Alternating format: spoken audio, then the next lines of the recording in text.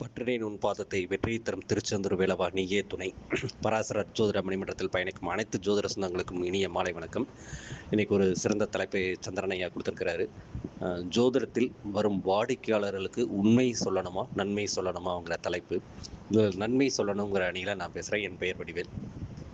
நன்மை அப்படின்னா என்ன அப்படின்னு கேட்டுட்டிங்கன்னா, பொதுவாக ஒரு செயல் அல்லது ஒரு பயன், லாபம், நல்லது, நல்வினை, உதவி, சிறப்பு, இல்லை ஒரு அனுகூலம், இந்த மாதிரி பலன்கள், இந்த மாதிரி நன்மைக்கான வேறு சொற்களாக இதை பார்க்கலாம். ஒரு செயலை செய்யும் போது அதனால ஒரு பயன் விளைவிக்குது அப்படின்னா அதுதான் நன்மை, அதுதான் அவருக்கு நல்லது இல்லைங்களா? அப்போ செயல் அப்படிங்கிற ஒரு விஷயத்தை எடுத்துக்கிட்டோம்னா அது நன்மைங்கிற ஒரு அர்த்தத்துக்கு கொடுக்குது. இப்போ உலகத்திலேயே சிறந்த சொல் எது அப்படின்னு கேட்டால் செயல் இல்லைங்களா? அப்போ அந்த செயல்ங்கிறது நன்மை. இப்போ ஒரு ரொம்ப சிம்பிளாக ஒரு உதாரணம் சொல்லணும் அப்படின்னா, நம்ம திருக்குறள் எடுத்துக்கிட்டோம்னா, பொய்மையும் வாய்மை இடத்து புரை தீர்த்த நன்மை பயக்கும் எனின்னு ஐயன் வள்ளுவர் சொல்லியிருக்காரு. அதாவது ஒரு ஆட்டுக்குட்டி கசாப்பு கடையில் இருக்குது, அது அடுத்தது அதைத்தான் வெட்ட போகிறாங்கன்னு அந்த ஆட்டுக்கு தெரிஞ்சு அங்கேருந்து தப்பிச்சு வருதுன்னு வச்சுக்கோங்களேன். நீங்கள் பார்த்துட்டு இருக்கிறீங்க, அந்த ஆடு அங்கிட்டு போய் ஒளிஞ்சு நிற்கிது. அப்போ அந்த கசாப்பு கடைக்காரர் வராரு. நீங்கள் உண்மையே பேசக்கூடிய ஆளாக இருக்கிற பட்சத்தில் ஆடு அங்கே இருக்குது அப்படின்னு நீங்கள் காமிச்சு கொடுத்துட்டீங்கன்னா அந்த உயிர் போவதற்கு நீங்கள் காரணமாயிடுறீங்க இல்லைங்களா? அப்போது அந்த இடத்துல என்ன பண்ணணுங்கிறது தான் ஒன்று இருக்கு இல்லையா?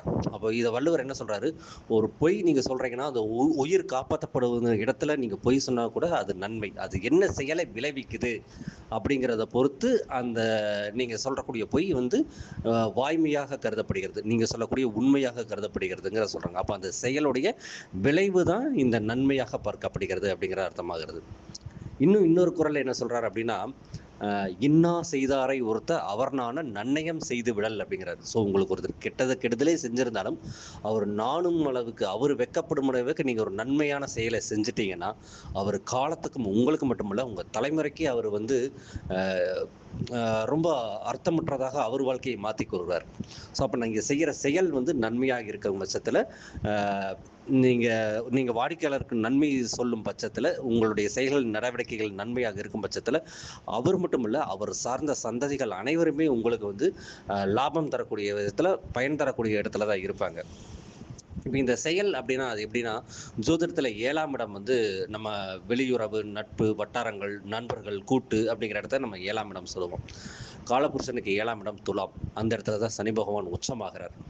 அந்த துலாம் வீட்டுக்கு சின்னமாக கொடுக்கப்பட்டிருக்கிறது தராசு. அப்போது நீதி, நேர்மை, நியாயம், உண்மை, நன்மை, தீமை அப்படிங்கிற எதையும் சீர்தூக்கி பார்க்கக்கூடிய இடமாக அந்த காலபுருஷன் 7ஆம் இடம் விளைகிறது.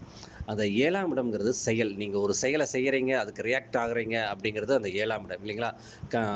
கலத்திரம்ங்கிறது 7ஆம் இடம் பொதுவாக சொல்வது. அப்போது உங்களுக்கு என்ன மாதிரி விளைவுகள் ஏற்படுது? அப்போது கணவனுக்கு மனைவி அப்படிங்கும்போது உங்களுக்கு நீங்கள் என்ன செயல் செய்கிறீங்களோ அதுக்கான பிரதிபலன் அந்த இடத்துல இருக்குது அப்படிங்கிறது இந்த இடத்துல நிதர்சனமாக தெரிகிறது. அங்கே இருக்கிற நட்சத்திரங்கள் பார்த்தீங்கன்னா, செவ்வாய் பகவான் நட்சத்திரம், ராகு பகவான் நட்சத்திரம், குரு பகவான் நட்சத்திரம்.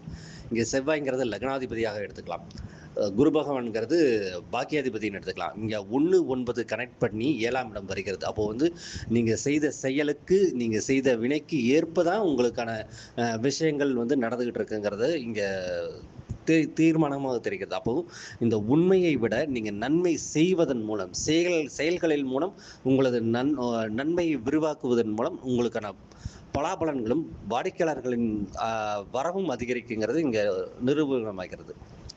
மேலும் பார்த்துட்டிங்கன்னா, இன்னொரு ரொம்ப சிம்பிளாக சொல்லணும்னா, உண்மை சொல்லணும்னு எதிரணி சொல்கிறாங்க இல்லைங்களா? அவங்க சொல்லும்போது என்ன சொல்கிறாங்கன்னா, உண்மையை பேசினா போதும், ஜாதகருக்கு பலன் சொல்லும்போது அது கஷ்டமோ நஷ்டமோ எடுத்து உண்மையை சொல்லிடுங்க அப்படிங்கிறாங்க. உண்மையை சொல்வதனால் ஏற்படும் விளைவுகள் என்ன அப்படின்னா, ஹரிச்சந்திர மகாராஜா கதை எல்லோருக்கும் தெரியும். அவர் உண்மையை சொல்லி தான் வாழ்ந்தார். தவறு கிடையாது. நான் உண்மை சொல்ல வேண்டாம் நான் என்னுடைய வாதம் அல்ல. உண்மையை சொல்வதால் என்ன நிகழுங்கிறத தான் இங்கே நம்ம கவனிக்கணுங்கிறது தான் என்னுடைய பாயிண்ட். அப்போது அந்த ஹரிச்சந்திர மகாராஜர் அவர் மட்டும் இல்லை, அவர் சார்ந்த குடும்பங்கள் அனைத்தும் கஷ்டப்பட்டு கடைசியில் வென்றுட்டாங்கிறது நான் மறுக்க முடியல, ஒத்துக்கிறேன். ஆனால் அதே ஊருக்கு வாழ்ந்த நல்லவர்கள் அப்படின்னு நம்ம எடுத்துக்கிட்டோம் அப்படின்னா, காமராஜர் ஐயாவை நாங்கள் இந்த தற்காலத்தில் உதாரணமாக சொல்லும்போது நல்லது மட்டும்தான் செஞ்சார் ஊருக்கு. அவருக்குன்னு தனிப்பட்ட சொத்துன்னு எதுவும் கிடையாது. அம்மாவுக்கு கூட கார்ப்பரேஷன்ல போட்ட பைப்பை கூட எடுக்க சொல்லிட்டார். அவ்வளோ நன்மை செய்தார். ஊருக்கு வாழ்ந்த உத்தமர் இல்லைங்களா? அவர் நன்மை இன்றளவும் பேசப்படுகிறது. ஸோ உண்மையை விட நன்மை செய்பவர்களுக்கு, நன்மையை சொல்பவர்களுக்கு இங்கே வந்து நல்ல வரவேற்பு இருக்கிறதுங்கிறது என்னுடைய கருத்து. அதாவது ஒருத்தருக்கு கஷ்டம் தான், கடன் தான், உனக்கு வந்து மீள முடியாது அப்படின்ட்டு உனக்கு கடன் வந்துருச்சு, 6ஆம் இடம் உனக்கு நோய் வந்துருச்சு, நீ போயிட்டு அவ்வளோதான் உன்னால் முடிஞ்சுது அப்படின்ட்டு உண்மையை சொல்வதை விட, இதெல்லாம் ஒன்றும் இல்லைப்பா, தாண்டி வந்துடலாம்ப்பா, தாண்ட முடியாத தூரம் இல்லை, நீந்த முடியாத கடலும் இல்லை, விடியாத இரவும் இல்லை, வடியாத வெள்ளம் இல்லை அப்படின்னு நன்மையை சொல்லும்போது, நல்ல வாக்குறுதிகளை அவருக்கு கொடுக்கும்போது, நல்ல சொற்களை அவருக்கு சொல்லும்போது, அவர் இன்னும் மேன்மையடைஞ்சு உத்வேகமாக அவர் மீண்டு வருவார் அதிலிருந்து. இந்த இடத்துல போய் உனக்கு கடன் ஆயிருச்சு, புதன் திசை வருது, மேஷ லக்னத்துக்கு புதன் திசை வருது, உனக்கு கடன் கொடுத்துரும், ஜாக்கிரதையாயிருன்னு சொல்வதை விட, ஆனாலும் கட்டிக்கலாம், உன்னால் முடியும், ஏன்னா உனக்கு 5ஆம் அதிபதி ஸ்ட்ராங்காக இருக்கார், 9ஆம் அதிபதி ஸ்ட்ராங்காக இருக்கிறார், உன்னால் முடியும், ஜாக்கிரதையாக இரு அப்படிங்கிற எச்சரிக்கை உணர்வை கொடுக்கறது தான் இந்த நன்மை.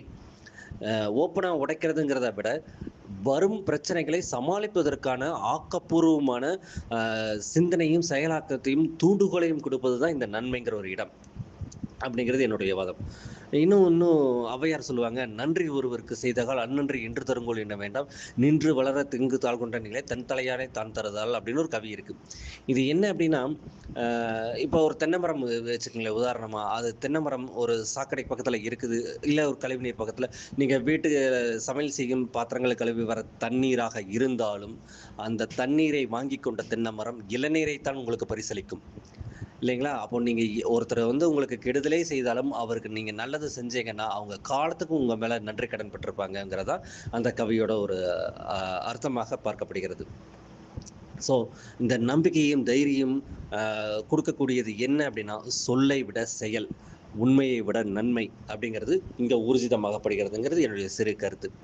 இப்போ சனி பகவானை பற்றி சொல்லும்போது, சனி பகவான் இந்த லக்னத்திற்கு நான் ஃபர்ஸ்டே சொன்னேன், நன்மைங்கிறது லாபங்கிற ஒரு விஷயம் அப்படிங்கிறது. அதே உதாரணமாக மேஷ லக்னத்துக்கு சனி பகவான்கிறது 10ஆம் இடத்து அதிபதியும் ஆகிறாரு, லாபாதிபதியும் ஆகிறாரு. பாதகாதிபதிங்கிற ஒரு அந்தஸ்தை நீங்கள் எடுத்துக்கிட்டாலும் அவர் லாபாதிபதி, லாபத்தை தரக்கூடியவர், மூத்தவர், அண்ணன் சொல்லக்கூடியவர், சித்தப்பான்னு சொல்லக்கூடியவங்க, இந்த இடங்கள்லாம் சனி பகவான் கையில் வச்சிருக்கிறார். அப்போது சனி ஸ்ட்ராங்காக இருக்கும்போது ஆயிலையும் கொடுத்து வாழ்ந்து காட்டுறா அப்படிங்கிற ஒரு வைராக்கியத்தையும் கொடுப்பார் இல்லைங்களா?